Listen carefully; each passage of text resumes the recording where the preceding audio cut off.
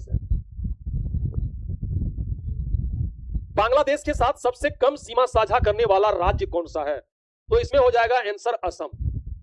बांग्लादेश के साथ, बांग्लादेश के साथ देखिए यहां, यही है बांग्लादेश, यही है बांग्लादेश।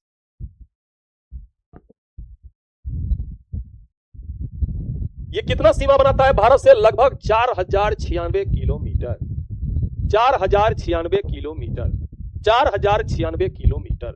भारत से देखें तो सीमा कौन कौन बनाता है? पाकिस्तान बनाता है, अफगानिस्तान बनाता है, नेपाल बनाता है, चीन बनाता है, भूटान बनाता है, बांग्लादेश बनाता है और म्यांमार बनाता है, और म्यांमार बनाता है, और म्यांमार बनाता है। यहां देखिए बांग्लादेश लगभग 4096 किलोमीटर सीमा बनाता है। बांग्लादेश के साथ देखिए कौन कौन सा राज्य सीमा बनाता है? पश्चिम बंगाल। अगर आपसे पूछे कि बांग्लादेश के साथ सबसे ज्यादा अंतरराष्ट्रीय सीमा कौन सा राज्य बनाता है, तो पश्चिम बंगाल होगा, पश्चिम बंगाल होगा। उसके बाद देखिए असम है, मेघालय है, त्रिपुरा है और मिजोरम है। असम, मेघालय, त्रिपुरा, मिजोरम। उसके बाद हम देखते हैं चीन में, चीन से बनाता है 3488 किलोमीटर। जो से चीन, जो से 3488 किलोमीटर। चीन से कौन कौन राज्य सीमा बनाता है? हिमाचल प्रदेश, उत्तराखंड, सिक्किम, अरुणाचल प्रदेश और लद्दाख। यहां देखिए, यहां पे लद्दाख है, यहां पे हिमाचल प्रदेश है, यहां पे उत्तराखंड है, यहां पे उत्तराखंड है, और यहां पे आपका मिल जाएगा अरुणाचल प्रदेश, और यहां पे आपको मिल जाएगा सिक्किम, यहां पे आपको मिल जाएगा सिक्किम। पाकिस्तान के साथ हम लोग अगर देखें तो 3323 किलोमीटर। पाकिस्तान के साथ जम्मू कश्मीर, पंजाब, राजस्थान, गुजरात, लद्दाख। देखिए यहां पे हम दूसरा मैप लाते तो हमको अच्छा होता, ये मैप ठीक नहीं हुआ। यहां देखिए ये है गुजरात, ये है राजस्थान, ये है जम्मू कश्मीर, ये है लद्दाख और ये है पंजाब, ये है पंजाब, ये है पंजाब। नेपाल से देखिए उत्तराखंड, उत्तर प्रदेश, बिहार, पश्चिम बंगाल, सिक्किम, बिहार, पश्चिम बंगाल, सिक्किम। देखिए यहाँ ये है नेपाल, यहाँ देखिए ये है उत्तराखंड और ये है उत्तर प्रदेश, ये है बिहार, ये है पश्चिम बंगाल, ये है सिक्किम, ये है सिक्किम, ये है सिक्किम। उसी अनुसार से म्यांमार देखिए तो अरुणाचल प्रदेश, नागालैंड, मणिपुर, मिजोरम, मणिपुर, मिजोरम। भूटान से देखते हैं 699 किलोमीटर, सिक्किम, पश्चिम बंगाल, असम, अरुणाचल प्रदेश। अफगानिस्तान से सबसे छोटी अंतरराष्ट्रीय सीमा बनाता है 106 किलोमीटर और सिर्फ ये लद्दाख से जुड़ा है, सिर्फ ये लद्दाख से जुड़ा है। में से किस मिट्टी को सर्वग्राही मिट्टी के नाम से जाना जाता है? सर्वग्राही मिट्टी के नाम से जाना जाता है तो लाल मिट्टी, लाल मिट्टी को हम लोग जानते हैं। लाल मिट्टी, लाल मिट्टी का लाल रंग किसके कारण होता है, ये भी सवाल पूछता है। तो फेरिक ऑक्साइड के कारण,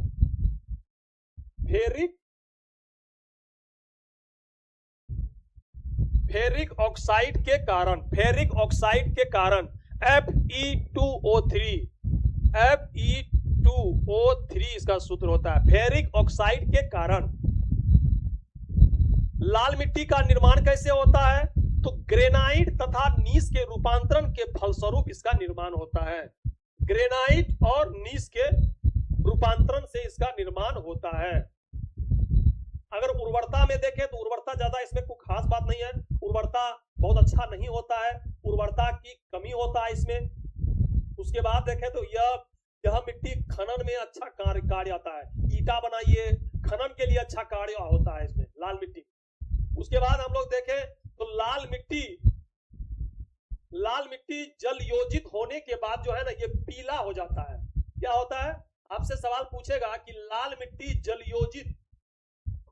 योजित होने के बाद तो कौन सा कलर में बदल जाता है? तो पीला कलर हो जाता है, पीला कलर हो जाता है। ये होता है काली मिट्टी। यह सवाल पूरा देखिएगा तो 2 नंबर क्वेश्चन आपको क्लियर हो जाएगा। फिर देखते हैं हम अगला क्वेश्चन है। और काली मिट्टी योजना में मुख्य रूप से औद्योगिकरण पर बल दिया था तो द्वितीय पंचवर्षीय योजना।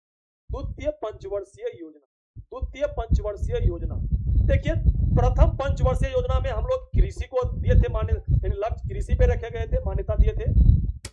और प्रथम पंचवर्षीय योजना का मॉडल हेरॉड-डोमर मॉडल पर आधारित था और 1951 से 1956। द्वितीय पंचवर्षीय योजना हम लोग देखें इसमें औद्योगिकरण पे हम लोग बल दिए। यह पीसी महालोबिस के मॉडल पर आधारित था।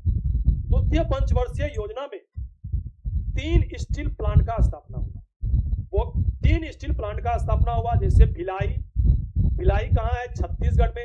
ये रूस का मदद से हम लोग इसको स्थापना की, रूस के मदद से भिलाई। फिर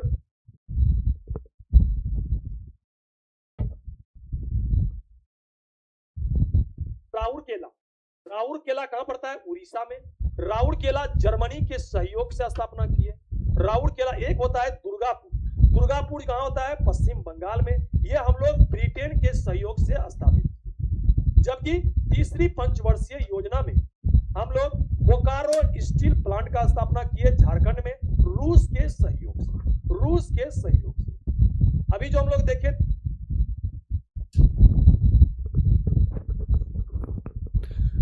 चलिए वीडियो ये रुक रहा है, फिर दूसरा क्वेश्चन देखते हैं अब। नंदा देवी। नंदा देवी, देखिए इसको हम लोग देख लेते हैं क्योंकि ये सवाल आता है।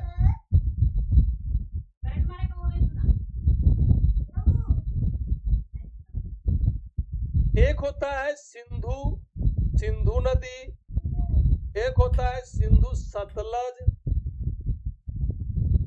काली, तिस्ता, दिहांग। दिहांग बोलिए या ब्रह्मपुत्र बोलिए, बात बराबर। दिहांग बोलिए या ब्रह्मपुत्र बोलिए। इसे हम लोग कहते हैं असम हिमालय, इसे हम लोग कहते हैं नेपाल हिमालय, इसे हम लोग कहते हैं कुमायूं हिमालय, इसे हम लोग कहते हैं कश्मीर हिमालय, या इसे हम लोग पंजाब हिमालय भी कहते हैं। ठीक। अगर हम लोग देखें असम हिमालय का, अगर हम लोग देखें लंबाई 720 किलोमीटर है। नेपाल हिमालय का अगर हम लोग लंबाई देखें तो 800 किलोमीटर है। कुमायूं हिमालय देखें तो 320 किलोमीटर है। जबकि कश्मीर हिमालय देखें तो 560 किलोमीटर। कितना है? 560 किलोमीटर। और हम लोग अगर देखें कश्मीर हिमालय में ही आता है काराकोरम, लद्दाख, जास्कर, लद्दाख, काराकोरम, जास्कर, लद्दाख, काराकोरम, जास्कर, ये तीनों पर्वत कश्मीर हिमालय के अंतर्गत आता है। फिर हम लोग देखते हैं कुमायूं हिमालय के अंतर्गत कौन सा पर्वत आता है? कामेत, नंदा देवी और त्रिशूल। कामेत, नंदा देवी, त्रिशूल। त्रिशूल पर्वत भी आता है। उसके बाद अगर नेपाल हिमालय में देखें तो सबसे प्रचलित है mount Everest. Mount Everest, mount Everest सबसे प्रचलित है। माउंट एवरेस्ट, कंचनजंगा, कंचनजंगा, मकालू, बहुत है इसमें। असम हिमालय में एक ही पर्वत है, नामचा, नामचा वर्मा पर्वत। आपको यह डायग्राम याद रखना है, यह डायग्राम याद रखना है। आपसे सवाल पूछेगा कि कश्मीर हिमालय किस दो नदी के बीच में है, तो आपको आंसर देना है सिंधु और सतलज के बीच में है। आपसे सवाल पूछेगा नेपाल हिमालय किन दो नदियों के बीच में है, तो काली और तिस्ता के बीच में है। इसी प्रकार से सवाल आता है। दूसरा सवाल क्या आता है इसमें? पूछेगा कि किस हिमालय का सबसे ज्यादा लंबाई है, तो नेपाल हिमालय का 800 किलोमीटर है। सबसे कम किसका है? कुमायूं हिमालय का। अगर आपको पूछ दे इसे सीरियल से सजाइए तो आपको सजा देना है। अगर आपसे सवाल पूछे फिर कि माउंट एवरेस्ट या कंचनजंगा या मकालू किस पर्वत श्रेणी का भाग है, तो नेपाल पर्वत का। जैसे अभी सवाल पूछा है कि नंदा देवी किसका है, तो देखिए नंदा देवी किसका है, कुमायूं हिमालय का है। इसी तरह सवाल आता है, आपको याद रखना है ये कॉन्सेप्ट। अब हम लोग देखते हैं 55 ये सवाल भी पूछा गया है, आप लोग देख लीजिएगा। चलिए अगला क्वेश्चन फिर देखते हैं। भागीरथी नदी निकलती है कहां से, उत्तर काशी जिला से। उत्तर काशी जिला के गंगोत्री हिमानी या गोमुख हिमानी से भागीरथी नदी निकलती है। और ये भागीरथी नदी जब निकलती है, निकलकर यहां से आती है, तो भागीरथी नदी पर ही एक छोटा सा बांध बना है जिसे हम लोग कहते हैं टिहरी बांध। ये सवाल अक्सर पूछा जाता है कि टिहरी बांध कहां पे है, तो भागीरथी नदी पर। लेकिन आज एक अलग आ रहा है कि भागीरथी नदी सिर्फ नहीं दिया रहता है, भागीरथी और भिलांगना के संगम पर यह टिहरी बांध बना है, क्योंकि भिलांगना नदी भी आती है इधर से और यहाँ पे भागीरथी नदी इधर से, दोनों का संगम होता है, इसी जगह टिहरी बांध बना है।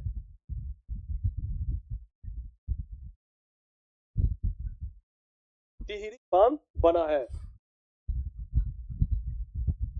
टिहरी बांध अगर आप लोग को पूछ दे कि टिहरी बांध कहां पे बना है, तो भागीरथी और भिलांगना के संगम पर। जब यही नदी भागीरथी जब आगे बढ़ती है तो देव प्रयाग में आके अलकनंदा से मिलती है, तब यह नदी आगे बढ़ के गंगा नदी बन जाती है। वो जो बांध बताए थे उसी में इसकी है, देख लीजिए। जैसे भाखड़ा बांध कहाँ है, सतलज नदी पर पंजाब में। नांगल बांध कहाँ है, सतलज नदी पर हिमाचल प्रदेश में। सरदार सरोवर बांध नर्मदा नदी पे गुजरात में। राणा प्रताप सागर बांध चंबल नदी पर कहाँ है, राजस्थान में। टिहरी बांध परियोजना भागीरथी और भिलांगना के संगम पर है, उत्तराखंड में। हीराकुंड परियोजना भारत का सबसे लंबा बांध यही है, हीराकुंड परियोजना महानदी पर ओडिशा में। महानदी पर ओडिशा में। नागार्जुन सागर बांध कहाँ है, कृष्णा नदी पर आंध्र प्रदेश व तेलंगाना में। पोंग बांध कहाँ है, व्यास नदी पर हिमाचल प्रदेश में। हिमाचल प्रदेश में। ये जो आप देख रहे हैं हीराकुंड बांध, ये भारत का सबसे लंबा बांध है। उसके बाद टिहरी बांध जो ये देख रहे हैं, भारत का सबसे ऊंचा बांध टिहरी बांध है, जो भागीरथी और भिलांगना के संगम पर है। ये जो आप भाखड़ा नांगल बांध देख रहे हैं, भाखड़ा बांध, ये भारत का सबसे ऊंचा गुरुत्वीय बांध है। सबसे ऊंचा गुरुत्वीय बांध है भाखड़ा नांगल बांध, भाखड़ा बांध। जब हम किसी चुंबक, इस वीडियो में जो अभी आप देखे भाखड़ा नांगल बांध और टिहरी बांध और हीराकुंड बांध, इसके बारे में जो हम आपको बताए हैं, यही सवाल जस्ट आया था। चलिए ठीक है, फिर अगला वीडियो देखते हैं। अगर पूछा जाए 1 जनवरी 1958 को हुआ है, अगर इसका मुख्यालय नई दिल्ली में है। डीआरडीओ का अगर ध्येयवाक्य पूछा जाए, वहां लिखा हुआ है पलस्यम मूलम विज्ञानम। इसका अर्थ क्या होता है, शक्ति का स्रोत विज्ञान है। चलिए हम लिख देते हैं। डीआरडीओ का स्थापना कब हुआ है, 1 जनवरी 58 को। अगर मुख्यालय पूछा जाए,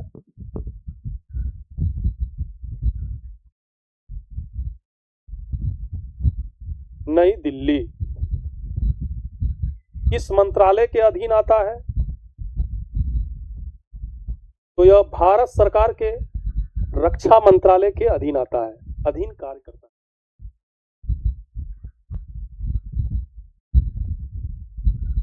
अगर इसका हम ध्येयवाक्य पूछें तो यहां देखिए दिया गया है ध्येयवाक्य, पलस्यम मूलम विज्ञानम। इसका अर्थ पूछते हैं तो शक्ति का स्रोत विज्ञान है। शक्ति का स्रोत विज्ञान है। अगर इसका हम लोग देखते हैं प्रथम अध्यक्ष कौन है, प्रथम अध्यक्ष तो दौलत सिंह कोठारी। इसको अगर शॉर्ट में लिखें तो डीएस कोठारी। अगर वर्तमान अध्यक्ष पूछा जाए तो समीर वी कामत।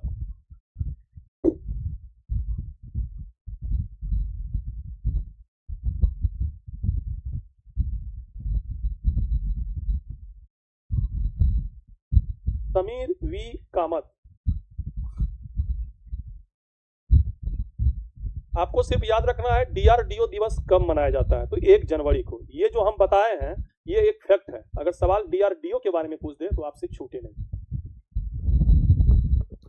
3 जनवरी को कौन सा दिवस मनाया?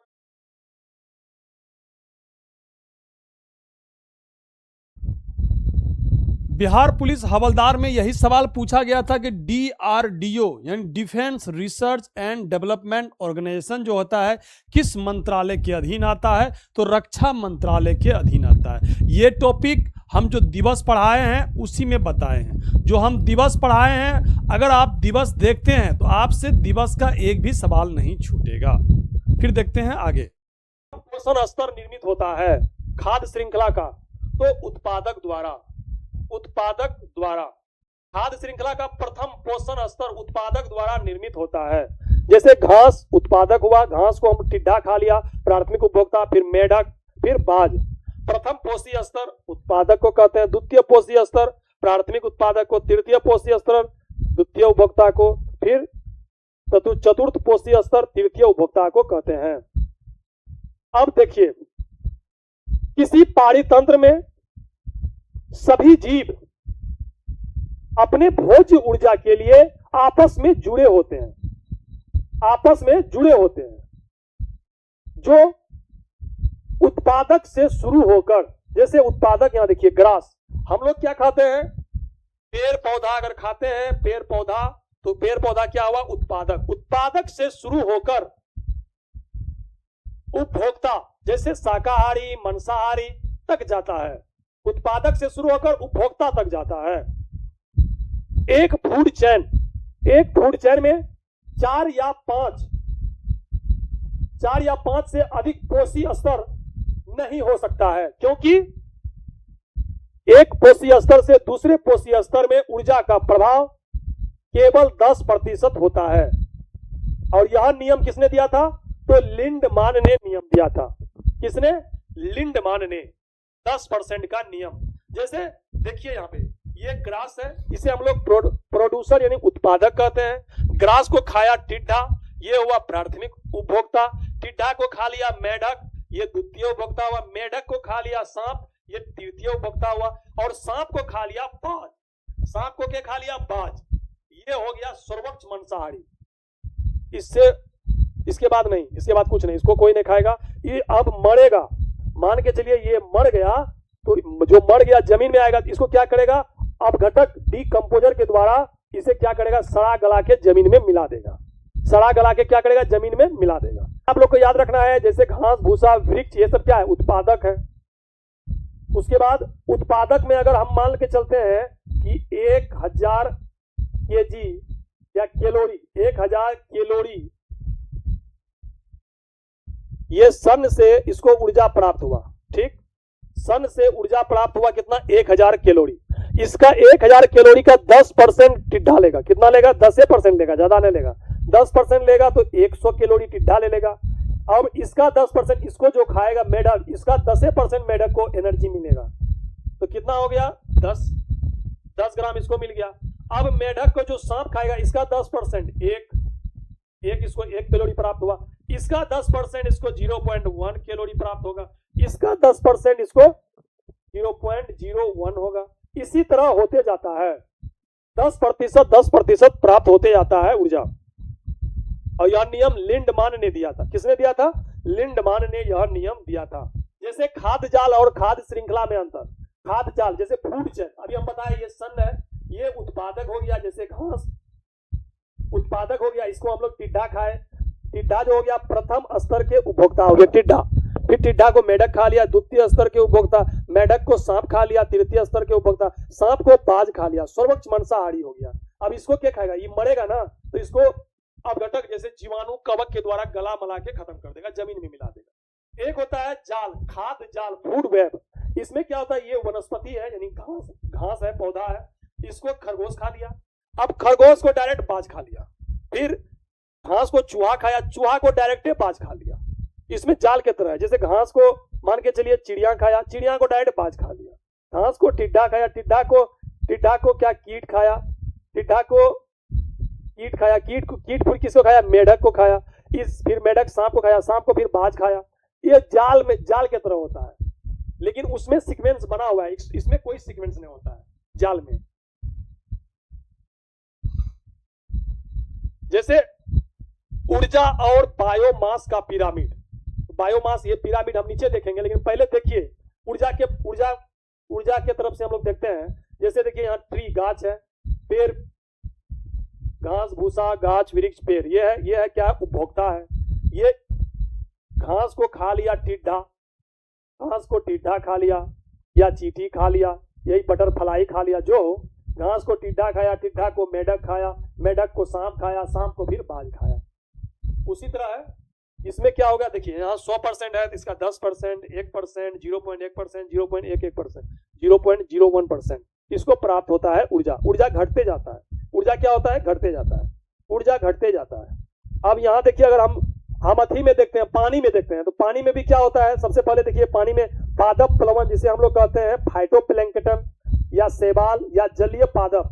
पादप को क्या खाएगा, पादप को खाएगा जंतु प्लवन, यानी जूप्लैंक्टन। जितना हम बताए हैं खाद्य श्रृंखला में, इसको क्या खाएगा, आपसे एक भी सवाल खाद्य श्रृंखला का नहीं छूटेगा, एक भी सवाल नहीं छूटेगा। साधारण सा सवाल पूछा था जो हम शुरू में ही बता दिए हैं। देखिए इस वीडियो को।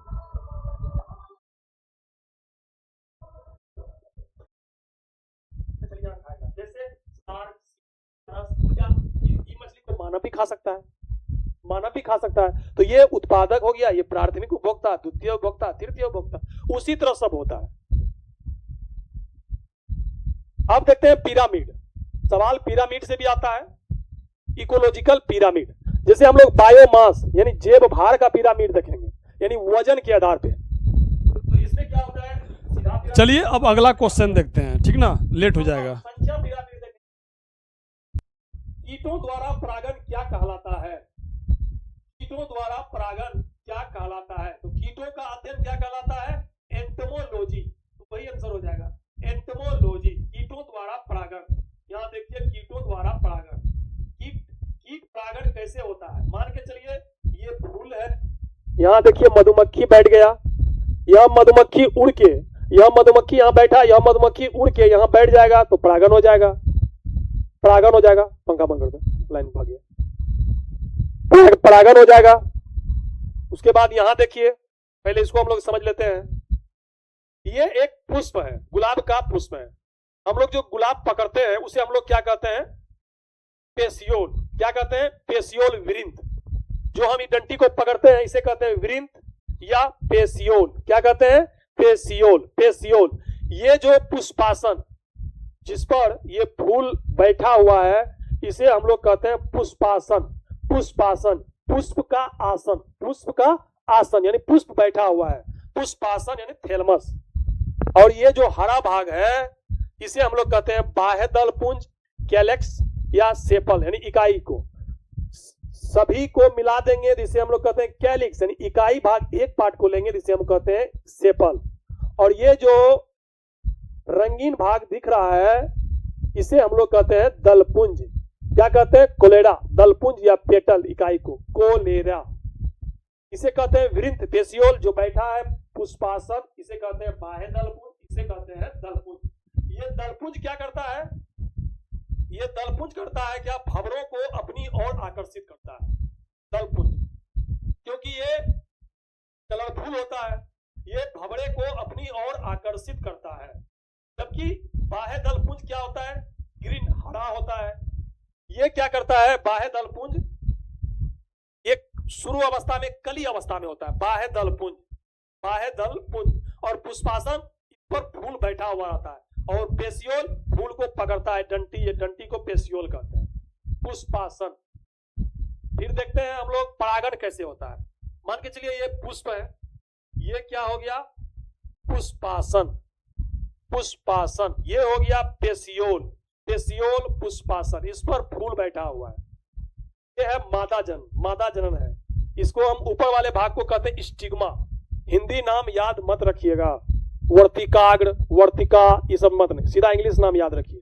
इसे कहते हैं स्टिग्मा, इसे कहते हैं स्टाइल। ये जो है यहाँ से यहाँ तक इसे कहते हैं स्टाइल, और यहाँ से यहाँ जो पार्ट है इसे कहते हैं स्टिग्मा, इसे कहते हैं स्टाइल, और नीचे जो है इसे कहते हैं ओवरी। क्या कहते हैं? Ovary, ovary.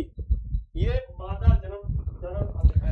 यही सवाल आपसे पूछा गया था कि मादा जनन अंग के भाग हैं, तो हिंदी में दिया गया था, हिंदी में दिया गया था कौन कौन? वर्तिकाग्र, वर्तिका, वर्तिकाग्र, जयांग, यही सब दिया गया था। हम आपको क्या बोले कि इसको इंग्लिश में याद करना है। स्टाइल, स्टिग्मा, स्टाइल, स्टिग्मा और ओवरी, इंग्लिश में याद करना है, तुरंत याद हो जाएगा।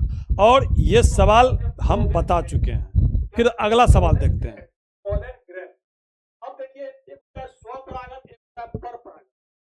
स्वपरागन, परपरागन, क्रॉस, क्रॉस पोलिनेशन और स्व pollination, self pollination, cross pollination. अगर मान के चलिए यहाँ पोलन ग्रेन है, यहाँ पे कोई भंवरा आके बैठ गया, मधुमक्खी बैठ गया, मधुमक्खी जैसे बैठा उसके पैर में क्या सड़ गया? ये पोलन ग्रेन सड़ गया। और पोलन ग्रेन अगर ये लेके अगर यहाँ डाल दे तो क्या हो जाएगा? पोलिनेशन हो जाएगा, यानी परागन हो जाएगा।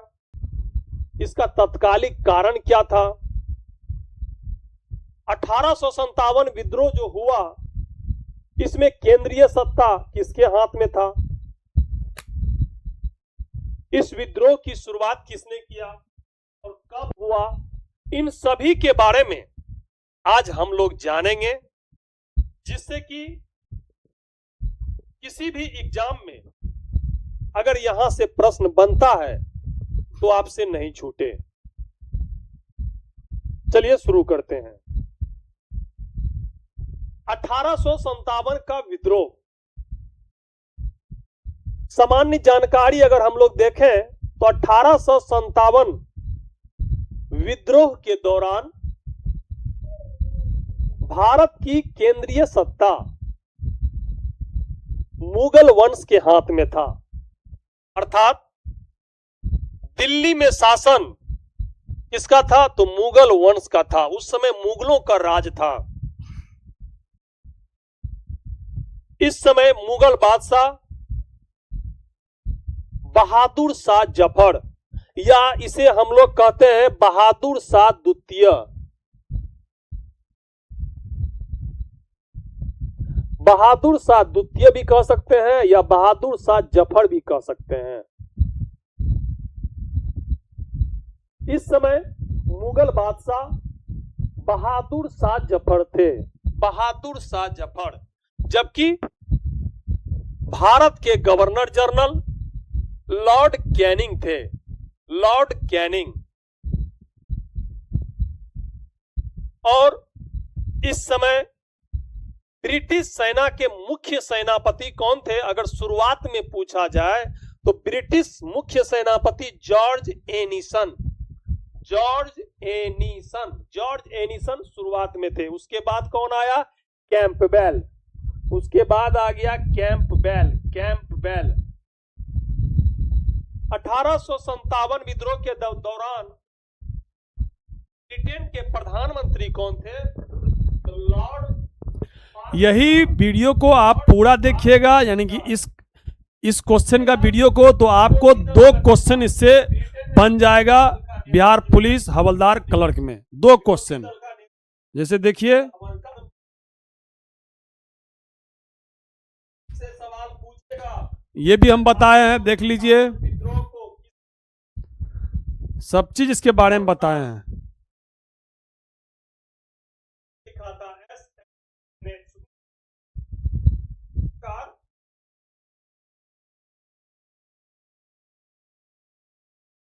मंगल पांडे से शुरू किए हैं, लास्ट तक बताए हैं। दमदम में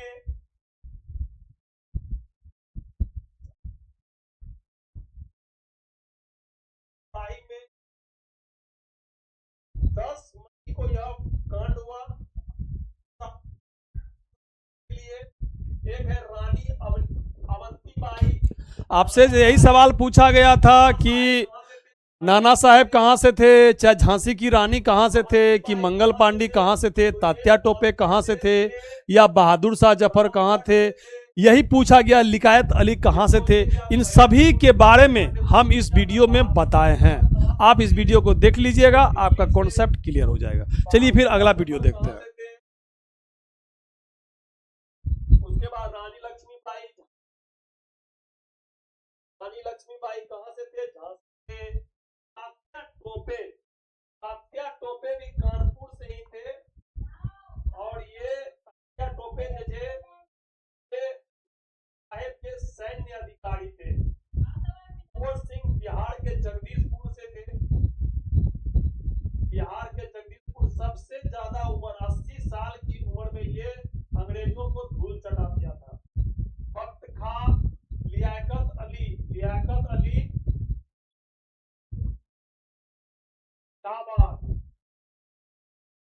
प्रकीर्णन प्रयोग में अल्फा कणों का स्रोत क्या कहलाता है, तो हीलियम नाभिक। क्या कहलाता है, हीलियम नाभिक।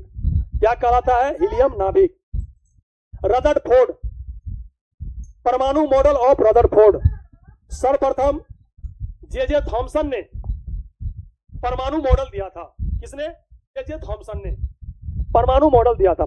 जे थॉमसन ने परमाणु को एक तरबूज के समान बताया था, जिसमें लाल रंग जो तरबूज में होता है उसे रेड कलर को इसने प्रोटॉन कहा था। किसे कहा था, प्रोटॉन कहा था। जबकि रदरफोर्ड ने क्या किया, एक सोने की चादर लिया, सोने की चादर लिया और उस पर क्या किया, यहां से अल्फा किरण, यह है सोने का चादर, गोल्ड। यहां से प्रहार किया तो ये बाहर निकल गया, फिर प्रहार किया बाहर निकल गया, फिर प्रहार किया बाहर निकल गया, फिर प्रहार किया बाहर निकल गया, और फिर प्रहार किया तो कुछ ऐसे मुड़ गया, फिर प्रहार किया कुछ ऐसे मुड़ गया। लेकिन एक जो गया ऐसे घूम के टकरा के फिर वापस निकल गया। अर्थात रदरफोर्ड ने अल्फा किरण का बौछार किया। किससे, तो रेडियम से। रदरफोर्ड ने रेडियम से अल्फा किरण को इस सोने की परत पर बौछार करवाया तो कुछ किरण पास हो गया, कुछ किरण इधर से पास हो गया, लेकिन कुछ किरण तिरछा निकल गया। वहीं 20 से 25 हजार कण जब बौछार कर दिया तो उसी में एक कण टकरा के वापस आ गया। इससे यह साबित होता है कि बीच में क्या है, सॉलिड है। बीच में क्या है, ठोस है, सॉलिड है। इसी को रदरफोर्ड ने क्या कहा, नाभिक कहा। क्या कहा, नाभिक कहा। यही सवाल आपसे पूछा गया था और यही चीज हम बताए हैं। चलिए फिर अगला वीडियो देखते हैं। प्रत्याशा है स्वास्थ्य और पोषण। स्वास्थ्य नहीं होगा, शिक्षा रहता तब हो जाता है। शिक्षा या साक्षरता रहता हो, ये तो नहीं है। सकल नामांकन दर, ये भी नहीं है, दोनों नहीं है। उपरोक्त विकल्प में सकल नामांकन दर, स्वास्थ्य, ये सब नहीं, ये सब नहीं। यहाँ पढ़िए, ह्यूमन डेवलपमेंट इंडेक्स, मानव विकास सूचकांक, human development index. Human development index का 3 आयाम होता है या 3 आधार होता है। एक होता है साक्षरता, एक होता है प्रति व्यक्ति, एक होता है जीव प्रत्याशा। ये 3 आधार होता है और 4 संकेतक होता है। अभी हम आपको बताएंगे, जस्ट अभी पता चल जाएगा आप लोग। मानव विकास सूचकांक, ह्यूमन डेवलपमेंट इंडेक्स, HDI, मानव विकास सूचकांक का प्रतिपादन 1990 ईस्वी में पाकिस्तानी अर्थशास्त्री महबूब उल हक और भारतीय अर्थशास्त्री अतमेर सेन ने किया था। यहां देखिए दोनों का फोटो है, महबूब उल हक, अतमेर सेन। मानव विकास सूचकांक के 3 आधार हैं। जस्ट अभी हम बताए, आधार बोलिए चाहे आयाम बोलिए, बात बराबर है। साक्षरता, प्रति व्यक्ति आय और जीवन प्रत्याशा। 3 आयाम होते हैं जो संयुक्त राष्ट्र विकास कार्यक्रम यूएनडीपी द्वारा मापा जाता है, अर्थात मानव विकास सूचकांक यूएनडीपी के द्वारा 1990 ईस्वी से प्रतिवर्ष प्रकाशित किया जाता है। प्रतिवर्ष प्रकाशित किया जाता है। ह्यूमन डेवलपमेंट इंडेक्स में पहला हम लोग देखें स्वास्थ्य यानी हेल्थ, स्वास्थ्य यानी हेल्थ, इसे हम लोग जीवन प्रत्याशा भी कहते हैं। जन्म के समय जीवन प्रत्याशा से मापा जाता है एक लंबा। सवाल यही आपसे पूछा गया था कि मानव विकास सूचकांक में स्वास्थ्य का मतलब क्या होता है, तो वहां आपको आंसर मारना था जीवन प्रत्याशा। चलिए हम अगला वीडियो आपको अब दिखाते हैं। यानी मुख्य न्यायाधीश कौन है, तो इसमें आंसर हो जाएगा लीला सेठ, ठीक। लेकिन अगर ये मुख्य शब्द को हटा दे, मुख्य शब्द को हटा दे, उसके बाद क्या आंसर हो जाएगा, उसके बाद आंसर हो जाएगा आपका, अगर मुख्य शब्द को हम लोग हटा देते हैं तो उसके बाद आंसर हो जाएगा आपका, यही हो जाएगा अन्ना चांडी। क्या हो जाएगा, अन्ना चांडी। देखिए हम बताते हैं आपको, इससे एक भी सवाल नहीं छूटेगा, हम बता देते हैं पूरा आपको। लीला सेठ 1951 में हिमाचल प्रदेश राज्य की उच्च न्यायालय की पहली महिला मुख्य न्यायाधीश बनी थी, जो भारत की किसी भी उच्च न्यायालय की पहली महिला मुख्य न्यायाधीश थी। उच्चतम न्यायालय का प्रथम महिला न्यायाधीश फातिमा बीबी, यानी सुप्रीम कोर्ट का पहला कौन था, फातिमा बीबी। ये जो आप देख रहे हैं ये कौन है, हीरालाल जे कानिया। कौन है, Hiralal J Kania, first chief justice of India supreme court, यानी सुप्रीम कोर्ट का प्रथम न्यायाधीश या प्रथम मुख्य न्यायाधीश पूछे तो कौन है, न्यायाधीश हीरालाल जे कानिया। हीरालाल जे कानिया, यही है हीरालाल जे कानिया। लेकिन अगर आपसे सवाल पूछे कि प्रथम महिला न्यायाधीश कौन है, तो यही है फातिमा बीबी। फातिमा बीबी। सवाल तो बनता है कि प्रथम मुस्लिम कौन है, लेकिन ये सब सवाल नहीं पूछा जाता है। प्रथम मुस्लिम भी सवाल पूछे तो ये भी बन सकता है। प्रथम महिला न्यायाधीश कौन है, फातिमा बीबी। कब से कब तक, 1989 से 1992 तक यह रहा। लेकिन सवाल यह भी बन सकता है कि भारत के साथ साथ यह एशिया में प्रथम महिला न्यायाधीश है।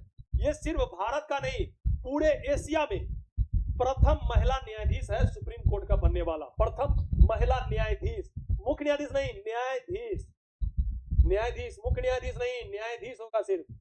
मुख्य न्यायाधीश अभी कोई महिला नहीं बना है अभी तक, इतिहास में अभी तक, जब से भारत आजाद हुआ है। सुप्रीम कोर्ट के बारे में हम लोग देखते हैं, उसके बाद देखेंगे अन्ना चांडी और लीला सेठ के बारे में। यही आप देखिएगा तो आपको 76 नंबर सवाल क्लियर हो जाएगा। 76 नंबर सुप्रीम कोर्ट के बारे में हम पूरा बताए हैं, 76 नंबर सवाल क्लियर हो जाएगा। चलिए हम अगला क्वेश्चन अब देखते हैं। तो इसमें समानांतर श्रेणी और एक श्रेणी क्रम, समानांतर क्रम, ये प्रतिरोध का क्वेश्चन है। आपको यह क्वेश्चन करने के लिए आपको प्रतिरोध को जानना पड़ेगा। तो इसमें आंसर दिया गया है कितना, 8/3। अभी हम लोग देख लेते हैं कैसे ये आंसर आया। 8/3 आया है। अब कैसे आया है उसको हम लोग देख लेते हैं। प्रतिरोध, प्रतिरोध, प्रतिरोध, धारा के मार्ग में आने वाले रुकावट, धारा के मार्ग में आने वाले रुकावट को हम लोग प्रतिरोध कहते हैं। जैसे धारा कोई जा रहा है, उसके बीच में जो रुकावट आता है उसी को हम लोग कहते हैं प्रतिरोध। नाम से ही पता चलता है प्रतिरोध। प्रतिरोध यानी रुकावट। प्रतिरोध अर्थात धारा का विरोध करने वाला गुण ही प्रतिरोध कहलाता है। जैसे प्रतिरोध अगर हम लोग देखें, प्रतिरोध का ऐसा ही मात्रक ओम होता है। क्या होता है, ओम होता है। अगर हम लोग प्रतिरोध यानी उच्च प्रतिरोध अगर देखें, उच्च प्रतिरोध हम लोग किस में मापते हैं, मान लीजिए प्रतिरोध में हम तो ओम से मापते हैं, ऐसा ही मात्रक। लेकिन ज्यादा प्रतिरोध है, उच्च प्रतिरोध है, तो उच्च, सवाल पूछेगा आपसे कि उच्च प्रतिरोध को हम किस में मापते हैं, तो मेगर में मापते हैं। मेगर, याद रखिएगा आप लोग, मेगर। उच्च प्रतिरोध को हम लोग मेगर में मापते हैं। किस में मापते हैं? मेगर में। एक होता है अज्ञात प्रतिरोध, जिसे हम लोग ज्ञात नहीं कर पाते हैं। अज्ञात प्रतिरोध या अज्ञात प्रतिरोध को हम लोग किस में मापते हैं, तो Wheatstone bridge. Wheatstone bridge, Wheatstone bridge, Wheatstone bridge, Wheatstone bridge में मापते हैं। व्हीटस्टोन ब्रिज में मापते हैं। अब हम लोग देखते हैं प्रतिरोध का फार्मूला क्या होता है, उसी के अनुसार से यह सवाल बनेगा। प्रतिरोध, प्रतिरोध बराबर हो जाता है P/L/A, जहां L क्या है, लंबाई है, A क्या है, एरिया यानी क्षेत्रफल है, A क्या है, एक विशिष्ट प्रतिरोध है, विशिष्ट प्रतिरोध है। मान के चलिए जिसका क्षेत्रफल ज्यादा होगा उसका प्रतिरोध क्या होगा, कम होगा। जिसका क्षेत्रफल कम होगा उसका प्रतिरोध क्या होगा, ज्यादा होगा। जिसका लंबाई ज्यादा होगा उसका प्रतिरोध भी क्या होगा, ज्यादा होगा, क्योंकि लंबाई और प्रतिरोध के बीच समानुपाती का संबंध होता है, लेकिन प्रतिरोध और एरिया के बीच व्युत्क्रमानुपाती का संबंध होता है। मान के चलिए क्षेत्रफल ज्यादा है तो प्रतिरोध क्या हो जाएगा, कम हो जाएगा। अर्थात मान के चलिए क्षेत्रफल ज्यादा है यानी चौड़ा रास्ता है, तो उसमें हम लोग एकदम अच्छा से जाएंगे, अच्छा से टहलेंगे, कहीं कोई दिक्कत नहीं है। लेकिन अगर क्षेत्रफल संकरा है यानी छोटा रास्ता है तो उसमें ऐसे ऐसे करके आदमी सब बहुत धीरे धीरे जाएगा, यानी प्रतिरोध ज्यादा होगा। अगर क्षेत्रफल ज्यादा है तो उसमें इलेक्ट्रॉन अच्छा से मूव करेगा, एकदम कहीं कोई दिक्कत नहीं है। लेकिन क्षेत्रफल अगर कम रहेगा तो उसमें इलेक्ट्रॉन को जाने में दिक्कत होगा, क्या होगा, घस्सा लेके जाएगा, धीरे धीरे जाएगा, प्रतिरोध ज्यादा होगा।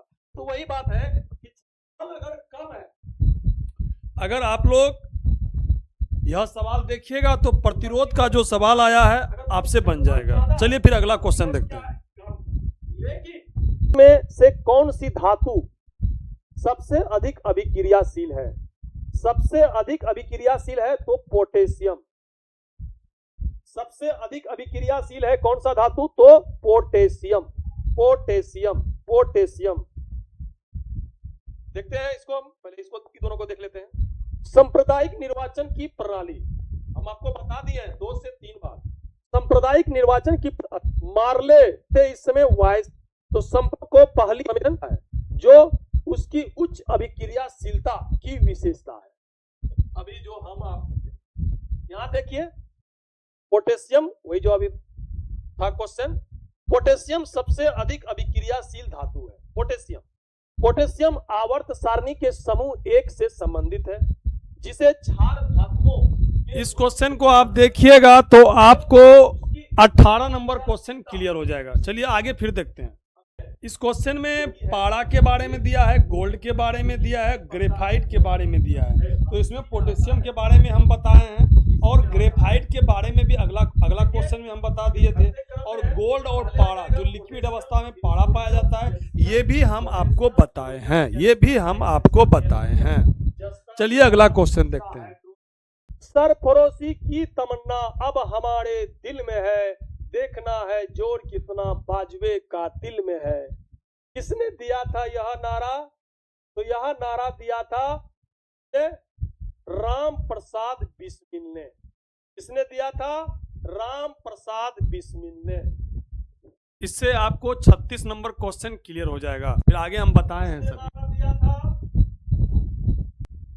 अंतर्राष्ट्रीय योग दिवस वर्ष 2025 की थीम योग फॉर वन ऊर्जा वन हेल्थ है।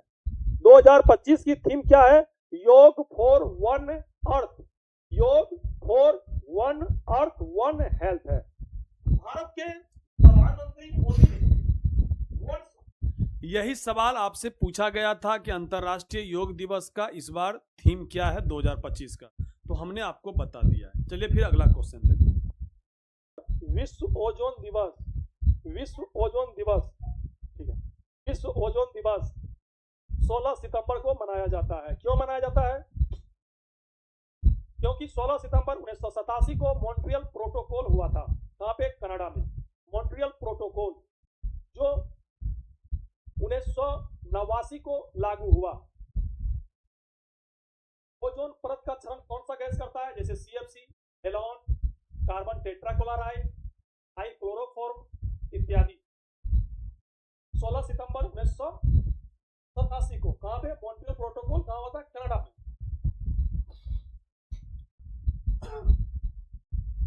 16 सितंबर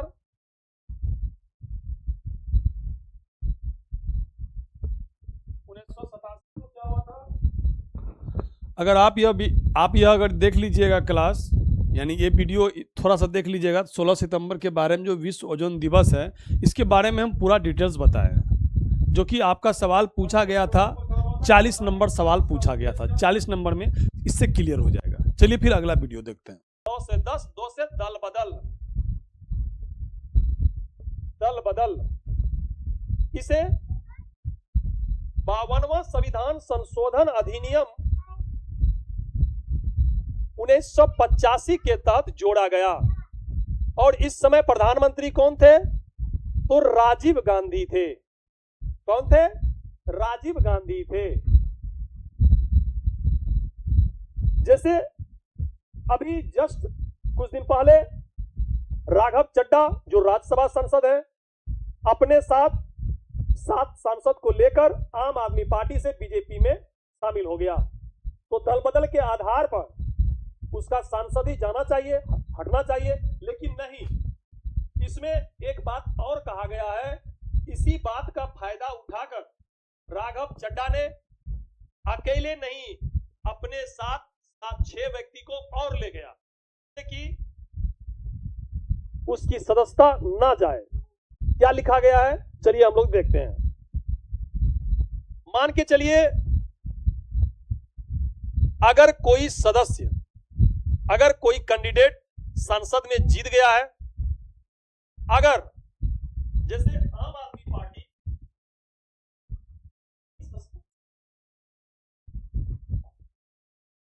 देखिए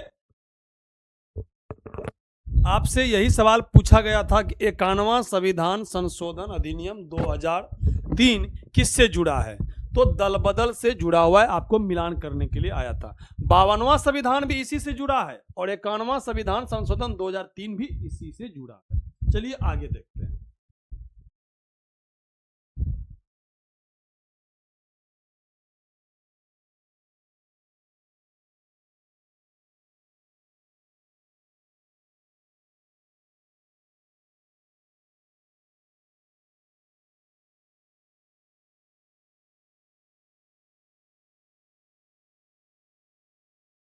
संघ सूची, राज्य सूची और समवर्ती सूची। अगर हम लोग देखें मूल संविधान में संघ सूची में कुल 97 विषय था, लेकिन अभी वर्तमान में अगर हम लोग देखें तो वर्तमान में अभी 100 है। कितना है? 100। अगर हम लोग राज्य सूची में देखें, मूल संविधान में राज्य सूची में 66 विषय था, लेकिन अभी कितना है? इसमें 61 विषय है। वही अगर हम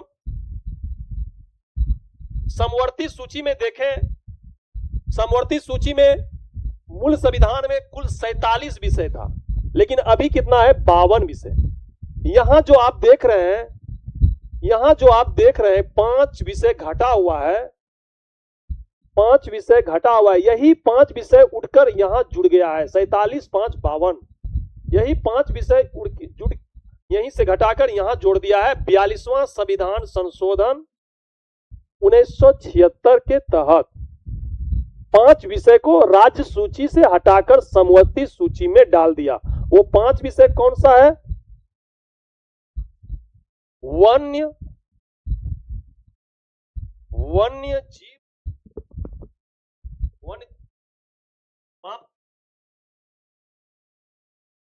40वां संविधान संशोधन सूची में अगर कानून बनाएगा तो कौन बनाएगा? केंद्र सरकार इसमें कानून बनाएगा, केंद्र सरकार। और राज्य सूची में कानून बनाएगा कौन? राज्य सरकार, राज्य सरकार। लेकिन समवर्ती सूची में कानून दोनों बनाएगा, केंद्र भी बनाएगा, राज्य भी बनाएगा। लेकिन ज्यादा अगर किसी कानून पे अगर लफड़ा होता है, झगड़ा होता है, तो केंद्र सरकार का कानून ही मान्य होगा। आपसे सवाल पूछा गया था कि संघ सूची पे कौन कानून बनाता है, तो केंद्र सरकार, राज्य सूची पे राज्य सरकार, और समवर्ती सूची पे दोनों कानून बनाता है। लेकिन अगर किसी कानून पे अगर विवाद हो जाए तो उसमें संघ सूची का जो कानून होता है, यानी केंद्र सूची के केंद्र जो कानून बनाता है उसी का कानून मान्य होता है। ये सवाल हम बता दें। चलिए फिर अगला सवाल देखते हैं। देश ने सजीव वस्तुओं में लक्षणों की अनुवांशिकता सिद्धांत के प्रतिपादन में योगदान। अनुवांशिकता का हम लोग पिता किसे कहते हैं? तो ग्रेगर जॉन मेंडल को कहते हैं, ग्रेगर जॉन मेंडल को कहते हैं। ये जो आप चार्ल्स डार्विन देख रहे हैं, ये क्या दिया था? थ्योरी ऑफ नेचुरल सिलेक्शन, प्राकृतिक चयनवाद का सिद्धांत दिया था चार्ल्स डार्विन ने। इससे आपको 44 नंबर सवाल बन जाएगा। राष्ट्रपति बनने के लिए क्या योग्यता होनी चाहिए और क्या योग्यता संविधान में दिया गया है? तो इसमें उच्च शिक्षा जो लिखा है ये योग्यता नहीं है। चाहे आप इस वीडियो को हम थोड़ा आगे बढ़ाते हैं क्योंकि वहां से सवाल आया, ठीक ना? राष्ट्रपति भी बन सकते हैं।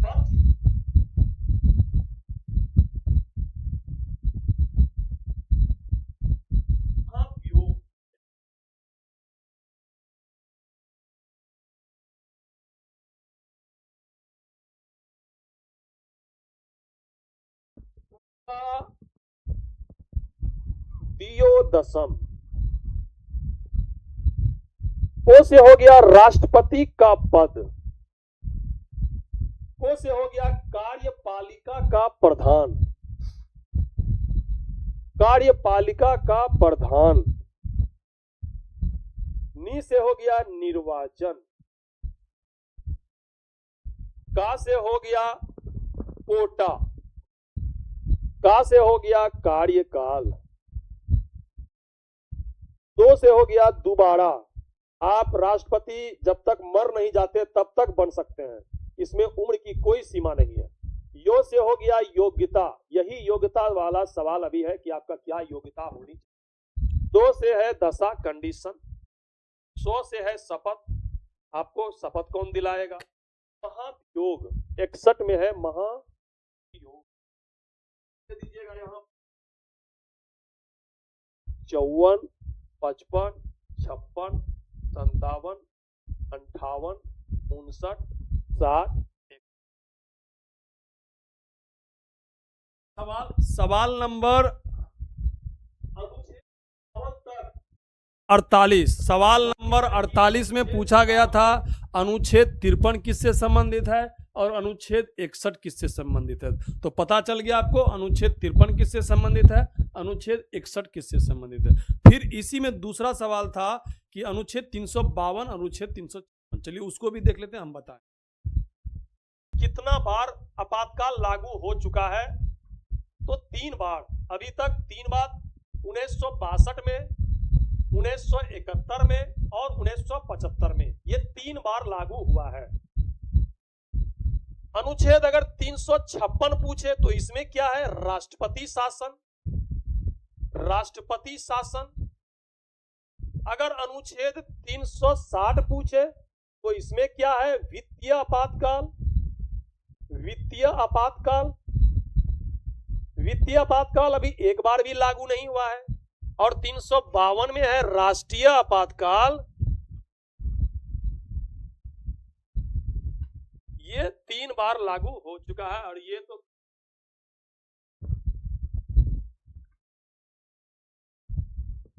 इसी 48 नंबर सवाल में 352 और 356 भी पूछा गया था मिलाने के लिए। तो देखिए 352 और 356 भी हम हम बता दिए। चलिए अगला वीडियो देखते हैं। मगध में मिला लिया था। किसने मिलाया था? बिंबिसार ने। अंग महाजनपद को मगध में किसने मिलाया? तो बिंबिसार ने मिलाया। अंग महाजनपद का सर्वप्रथम उल्लेख कहां मिलता है? अथर्क वेद में। कहां मिलता है? अथर्क वेद में। अंग महाजनपद वर्तमान कहां है? बिहार के भागलपुर में। बिहार के भागलपुर व मुंगेर के क्षेत्र में अवस्थित है। भागलपुर में है, भागलपुर में चंपा है ना, भागलपुर में है। 16 महाजनपद में से 3 महाजनपद जो है मगध, वज्जी और अंग, वर्तमान बिहार के क्षेत्र में स्थित है। कहां है? बिहार के। यही सवाल आपका एग्जाम में जो पूछा गया था 61 नंबर सवाल था। फिर हम दूसरा सवाल आप देखते हैं। नदी को कहते हैं। 1951 की एलपीजी रणनीति में एल क्या है? तो एल क्या है? लीवरलाइजेशन। लीवरलाइजेशन, एलपीजी, लीवरलाइजेशन, प्राइवेटाइजेशन, ग्लोबलाइजेशन। ग्लोबलाइजेशन 1991 में। कब? 1991।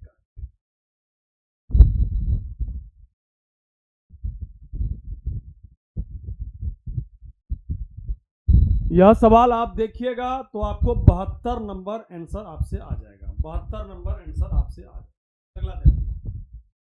भारत में उच्च न्यायालयों की कुल संख्या कितनी है? तो हाईकोर्ट की संख्या अभी वर्तमान में अगर हम लोग देखें तो 25 है। कितना है? 25 है। अनुच्छेद 214, अनुच्छेद 214 में लिखा गया है कि प्रति एक राज्य में एक हाईकोर्ट होगा। तो ऐसा तो नहीं है, प्रति एक राज्य में हाईकोर्ट कहां है? नहीं है। लेकिन 214 में लिखा गया है कि प्रति एक राज्य में हाईकोर्ट का गठन होगा। फिर नीचे देखिए, 7वां संविधान संशोधन, 7वां संविधान संशोधन 1956 के द्वारा इसमें कहा गया है कि 2 या 2 से अधिक हाईकोर्ट हो सकता है। 7वां संविधान संशोधन अधिनियम 1956 के तहत यह प्रावधान किया गया कि 2 या 2 से अधिक राज्यों के लिए एक हाईकोर्ट हो सकता है। थोड़ा हम इसको आगे बढ़ाते हैं, उसके बाद देखिए। एक हाईकोर्ट हो सकता है। 1966 के शासित प्रदेश आता है। उसके बाद देखें चंडीगढ़ लक्षद्वीप आता है। उसके बाद देखते हैं महाराष्ट्र हाईकोर्ट। महाराष्ट्र हाईकोर्ट में क्या आता है? दादर, नागर हवेली, दमन व दीप आता है। उसके बाद देखें चंडीगढ़ में चंडीगढ़ आता है। चंडीगढ़ के ही अंतर्गत, चंडीगढ़ हाईकोर्ट के अंतर्गत पंजाब और हरियाणा दोनों आता है। उसको हम बाद में देखेंगे। चंडीगढ़ हाईकोर्ट के अंतर्गत ही चंडीगढ़ आता है। उसके बाद जम्मू कश्मीर हाईकोर्ट के अंतर्गत क्या आता है? लद्दाख भी आता है। क्या आता है? लद्दाख आता है। उसके बाद अगर हम लोग देखें, भारत में 3 न्यायालय ऐसे हैं, भारत में 3 हाईकोर्ट ऐसे हैं जो एक से अधिक राज्यों का देखरेख करता है। एक से अधिक। जैसे अगर हम लोग चंडीगढ़ ये सवाल आप देखिएगा तो आपसे सवाल नंबर 77 जो है क्वेश्चन आपसे बन जाएगा। उसमें पूछा गया है हाईकोर्ट के बारे में कि पुडुचेरी कहां पड़ता है, किस हाईकोर्ट के अंतर्गत, अंडमान कहां पड़ता है, तो सब हम इसमें बताएं। चलिए फिर अगला क्वेश्चन देखते हैं। इब्न बतूता से 2-3 सवाल फेमस है। कैसे? देखिए, आपसे सवाल पूछेगा कि इब्न बतूता कहां से आए थे? तो मोरक्को यात्री थे जो अफ्रीका से आए थे। उसके बाद इब्न बतूता भारत कब आए थे? 1333 ईस्वी में। अब रहा कब तक था? 1347 ईस्वी तक। 1347 ईस्वी तक भारत में रहा था।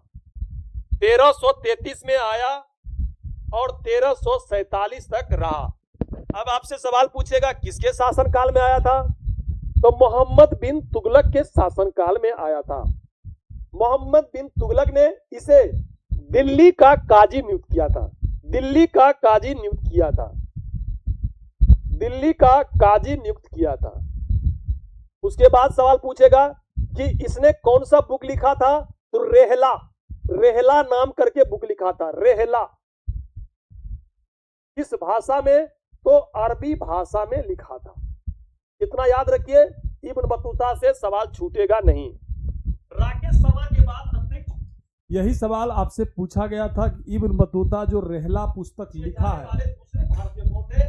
वह किस भाषा में लिखा गया है, तो हम आपको बता दें। चलिए अगला क्वेश्चन देखते हैं।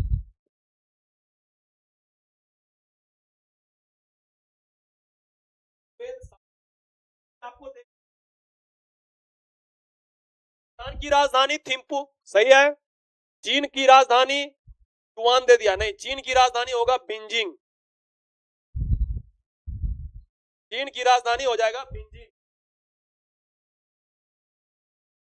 10 नंबर सवाल में यही पूछा गया था कि भूटान की राजधानी क्या है, तो थिम्पू है, ठीक ना। चलिए फिर अगला क्वेश्चन देखते हैं।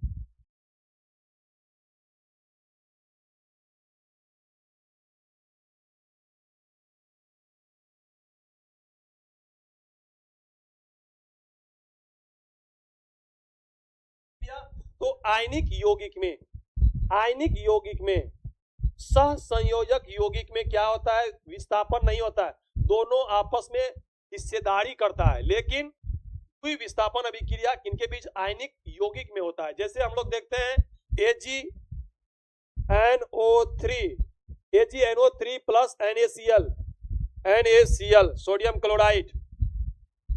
यहां पे देखते हैं Ag इसके साथ आ जाएगा, NO3 इसके साथ, जैसे Ag हो जाएगा silver chloride plus NaNO3, NaNO3, इसी को हम लोग कहते हैं द्विविस्थापन, द्विविस्थापन।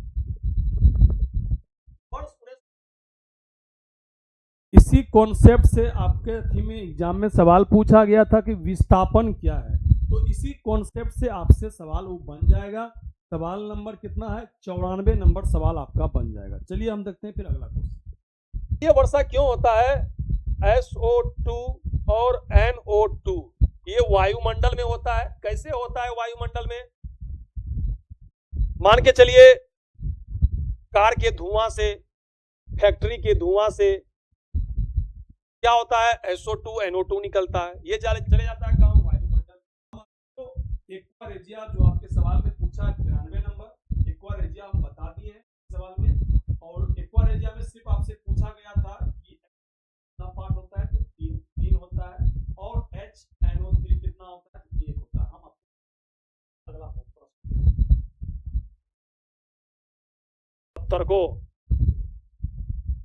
अनुच्छेद 51 का को अगर देखें हम, भाग 4 का को, अनुच्छेद 51 का को, ये मूल्य कर्तव्य से संबंधित है। मूल्य कर्तव्य से, जो हमारे संविधान में नहीं था, इसे बाद में 42वां संविधान संशोधन 1976 के तहत 10 मूल्य कर्तव्य जोड़ा गया। कितने, 10 मूल्य कर्तव्य जोड़ा गया। उसके बाद 86वां संविधान संशोधन 2002, 86वां संविधान संशोधन 2002 के तहत 11वां मूल्य कर्तव्य जोड़ा गया। अब टोटल कितना हो गया, 11। यही सवाल आपसे पूछा गया था 86वां संविधान संशोधन अधिनियम के बारे में। तो ये मूल्य कर्तव्य से संबंधित है, जो कि 6 से 14 वर्ष के बच्चे को निःशुल्क शिक्षा। अब देखते हैं फिर इसी में दूसरा प्रश्न था, यानी कि 42वां था, 61वां संविधान संशोधन था, फिर 86वां था, पिलाने की था। देखते हैं टोटल कितना हो गया, 11। आपसे सवाल अगर पूछे कि मूल्य कर्तव्य की संख्या मूल संविधान में कितना था, तो 1 भी नहीं था। आपसे सवाल पूछे कि अभी वर्तमान में मूल्य कर्तव्य की संख्या कितना है, तो 11 है। अखंडता शब्द जोड़ा गया, अखंडता शब्द जोड़ा गया, तो इसमें गणराज्य आंसर हो जाएगा। गणराज्य शब्द नहीं जोड़ा गया था, गणराज्य। 42वें संविधान संशोधन अधिनियम 1976 के द्वारा प्रस्तावना में यही सवाल पूछा गया था कि 42वां संविधान संशोधन के तहत और उसमें मिलान करने के लिए दिया गया था समाजवाद। तो आपको समाजवाद ठीक करना था, ठीक है, समाजवाद ठीक करना। ये सवाल भी हम आपको बताए हैं, पूरा डिटेल से बताए, समाजवादी, ठीक ना। पूरा डिटेल से बताएं, फिर अगला क्वेश्चन उसी में देखें।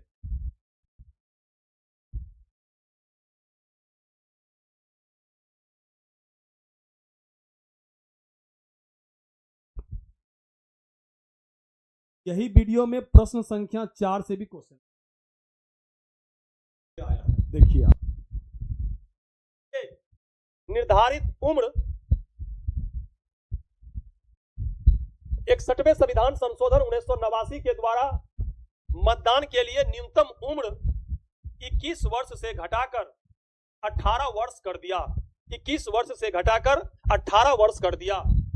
फिर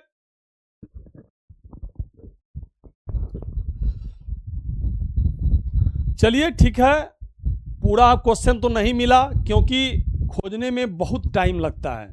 अभी हम नया अभी उतना वीडियो भी उतना आप जानते भी नहीं हैं कैसे क्या होना चाहिए, क्योंकि हम वीडियो डालते हैं, पहले वीडियो डालते थे, अभी तो हम अब आ रहे हैं डायरेक्ट लाइव आ रहे हैं। पहले हम वीडियो बना के डालते थे फिर उड़ा देते थे वीडियो, तो वीडियो खोजने में बहुत लेट लगता था, इसलिए हमसे वीडियो भी नहीं मिल रहा है। और सब सवाल जैसे आया है, जैसे कि देख लीजिए आपका मस्तिष्क के बारे में 97 नंबर सवाल है, उसमें मस्तिष्क के बारे में भी हम पढ़ाए हैं लेकिन मिल नहीं रहा है, ठीक ना। मस्तिष्क के बारे में भी हम बताए हैं आपको। और उसके बाद राजेंद्र प्रसाद का जन्म जीरादेई में हुआ है, हम कितना बार बताएं, लेकिन अब कहाँ खोजेंगे, क्योंकि सवाल आता है और हम जो मुंह से बोल देते हैं, यानी कि अलग से जो हम मुंह से बोलते हैं वही सवाल आ गया है। उसके बाद पेनल्टी कॉर्नर जो खेल का शब्द है, ये भी हम खेल शब्द में कहीं ना कहीं बताए हैं, हमको याद है। उसके बाद शेरशाह सूरी की उपाधि शेरशाह सूरी किसने दिया था, ये भी हम किसी भी न किसी वीडियो में बताएं। लगभग अगर हम देखेंगे, जैसे राजपाल की नियुक्ति के बारे में भी हम बताए हैं आपको। आप अगर मेरा पूरा वीडियो देखे हैं तो हम आप बताए हैं। उसके बाद अगर देखें, हाँ, बिहार में जो टाइगर रिजर्व दूसरा बन रहा है, कैमूर में जो दूसरा बन रहा है, तो ये भी हम बताए हैं, लेकिन सवाल मिल नहीं रहा है। चलिए कोई बात नहीं है, फिर अगले बार जो एग्जाम अभी होने वाला है, एग्जाम क्या कहते हैं मद निषेध का, उसमें देखेंगे। क्या कि मेरा अभी कितना मात्र 20 से 20 वीडियो भी नहीं होगा, लॉन्ग वीडियो 20 वीडियो भी नहीं है, और उतना में लमसम 45 और 48 के बीच में सवाल आया है। पढ़ाते हम वही हैं जो आता है सवाल, फालतू का नहीं पढ़ाते हैं। इसी में देखिए, मान के चलिए हम 4 नंबर का आंसर है, 4 नंबर का क्वेश्चन है, इसके बारे में हम पूरा डिटेल्स बता दिए हैं, पूरा डिटेल्स बता दिए हैं। देखिए इसी में यहां जो सवाल है,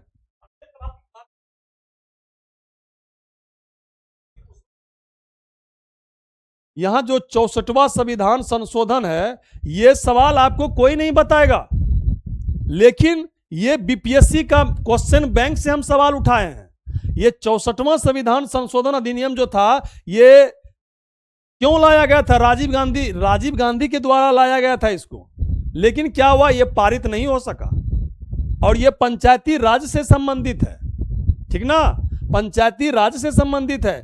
और 65वां संविधान संशोधन पूछे तो ये नगर पालिका से संबंधित है, लेकिन ये पारित नहीं हो सका। लेकिन तब पर भी एग्जामिनर इसको पूछता है क्वेश्चन में, ये 66वीं बीपीएससी में पूछा है, उसी से हम सवाल उठा के इसमें डाले हैं। चलिए कोई बात नहीं, आप लोग सिर्फ रील देखिए, कॉन्सेप्ट से पढ़िए, सारा आपका क्वेश्चन बनेगा। चलिए अभी तो हम शुरुआत किए हैं इस फील्ड में, फिर आगे देखिए क्या क्या होता है। जय हिंद।